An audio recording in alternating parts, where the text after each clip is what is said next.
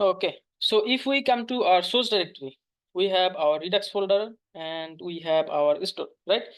So as you can see, we are configuring a store with Redux store.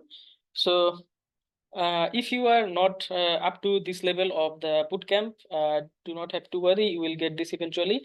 And if you come to this level, you will understand everything and you can come back to our courses and watch these videos again to understand these functionalities better. Just keep on watching so you can get a advanced view of how everything, every technology works that you are going to learn in future. So in our configure store function, we get this from Redux Toolkit, right? We can configure a store in for our application. We can store one, we can have multiple store, but it is standard to have a one store for your application.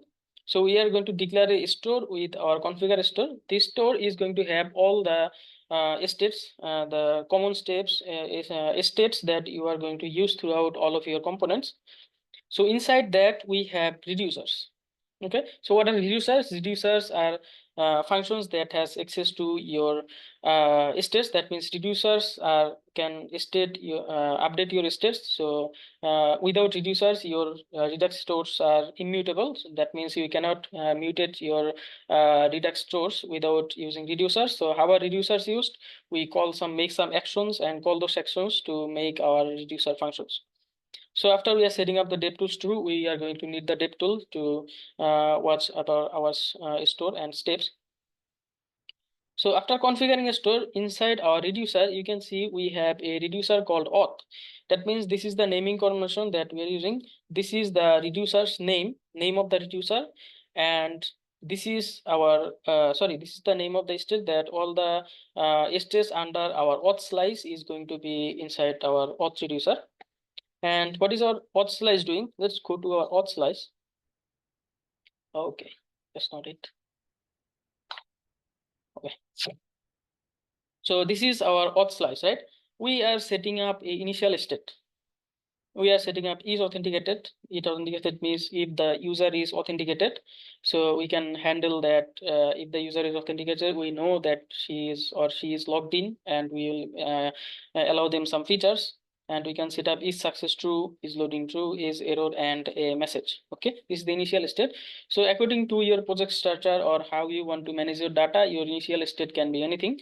So after that, we have our auth slice, right? We are saying that create slice.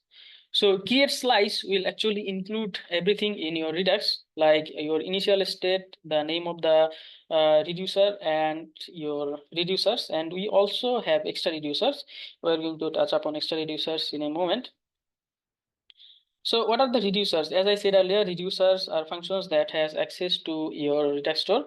And inside reducers, we can actually call our action creators. We can make some action creators. For example, is this reset action creator will call our reducer, and it can mutate our states. Like if we want to if we want to reset our state, we can call this action creator, and it will come to a reducer and manage our states.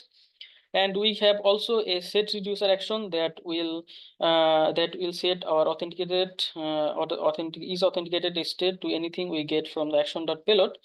And inside a reducer reset function or action, you have two parameters. The first one is state. This state is the initial state that you declare. That means the state of this specific reducer, not every reducer in the store. And you also have the action. And inside action, you have the payload. That means when you call this is authenticated action, you can send data as parameter, and this function will receive those data as action.payload. Okay, so there is our reducers, right? So if we go back to our store provider, okay, so let's come to this function again. So this is our user verify, right? So in our user verify, to dispatch a action, that means that, sorry. Okay, the actions are, this is the actions. I can export these actions from our auth slice. We can say auth slice those actions, and these will be created as actions. You do not have to manually create action creators in like raw Redux. and you can export the default auth slice with reducers. Okay. Okay. Okay, we'll go back to their function first. Okay, now that you have set up your reducer, right? Okay, so your reducer function, your auth reducer is complete, and you have configured your reducer in your store. So, okay, so we have a common concept misconception that we can only use Redux with JavaScript. With Redux, React. It is not true. You can use Redux with raw.js or any other JavaScript library, Angular, Vue, any other library. So we have just configured the store, right? This store has no connection to our application. This store is still useless for our application because it is just a Redux store. It is not connected to our application in any way, right? So we have to connect this to our application. So to do that, if we go to our store provider function, okay, so as you can see in our store provider function, we are wrapping up with our children. That means the components or pages that will be rendered inside this provider, store provider. We are setting up a provider. So where do we get this provider from? If you come up here, so we get this provider from React Redux, right? What is React Redux?